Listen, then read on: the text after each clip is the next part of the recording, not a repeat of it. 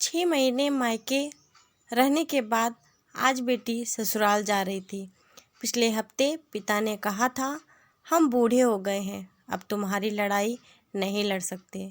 कान खोलकर सुन लो, अपना घर बचाओ और बसाओ, जैसे एक औरत बनाती है अपना घर। बेटी ने पिता की यह चेतावनी भी वैसे ही मान ली थी जैसे उसने हर चेतावनियाँ सीखते समझते हुए लड़कपन से जवानी तक मानी। क्या पहने, क्यों पहने, बाल कैसे बांधें, कैसे उठें बैठें हंसें, सब पिता के बोलने से पहले पिता की आंखों से ही पढ़ती रही और उसी अनुरूप ढलती रही। आज पिता को कहकर बताना पड़ा इसका मतलब। यह आज तक की सबसे बड़ी चेतावनी है। वह नजरें झुकाए धीमी रूंधी आवाज़ में इतना बोल ही पाई थी, जी पापा। माँ ने बेटी की आंखों में झांका, वहाँ शून्य था। एक ही क्षण में बेटी कितनी सहजता से भाव बदल गई। माँ हैरान थी, लड़की की कितने स्तरों पर कैसी कैसी ट्रेनिंग करता है यह समाज। माँ सोच रही थी। माँ ने पिता की आंखों में झांका, वहाँ अजीब सी विरक्ति फैली हुई थी। माँ का कलेजा अंदर से फटना चाह रहा था। एक औरत कैसे बनाती है घर, ये मुझसे पूछो। उसी यातना, बलिदान और गुलामी के लिए बेटी को मनाना है। माँ सोचती रही। सुबह पिता दामाद जी से बात कर रहे थे। वीकेंड पर बेटी पहुंच जाएगी बेटा, आप उसी स्टेशन से रिसीव करने आ जाना बस।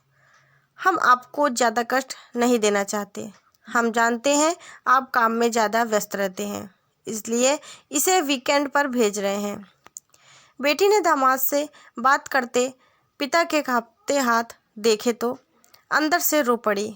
पिता आज उसे छोड़ने स्टेशन तक नहीं जा सके। घर से ही जरूरी नसीहतें देकर उसे विदा कर दिया। भाई और माँ स्टेशन तक छोड़ने आए। ट्रेन आने तक माँ खुद को संभाल कर खड़ी रही, इधर उधर की बातें करती रही, बेटी को समझाती रही और खुद को भी। इसे आखिर मैं क्या समझा रही हूँ, खुद को भूल जा। लेकिन खुद को भूले बिना बचती भी तो नहीं लड़कियाँ। उसने मजबूरी का ठंडा लंबा सांस लिया। बेटी को ट्रेन में बैठा, वहाँ नीचे उतरी और वहीं स्टेशन पर एक बेंच पर बैठ गई। वह बेटे के सामने रोना नहीं चाहती थी, लेकिन बस फूट पड़ी। रुलाई को वह रोक न सकी। बेटी ने माँ को खिड़की में से देखा। ट्रेन चल रही थी। बेटी ट्रेन से उतरकर वापस आ जाना चाहती थी, लेकिन उसके सर पर अब नसीहतों की भी तो भारी गठरी लदी थी। वह उस गठरी को छोड़कर उतर नहीं सकती थी। सारे रास्ते वह रोती और गठरी को संभालती रही। हमेशा बेटियों बहुओं को ही ये सब क्यों सहना पड़ता है? आप हमें कमेंट करके बताएं इस कहानी से आपको क्या सीख मिली। बाकी वीडियो को ज़्यादा से ज़्यादा शेयर करें। चैनल पर न्यू है सब्सक्राइब कर लें ऐसे ही प्रेरणादायक कहानियाँ सुनने के लिए।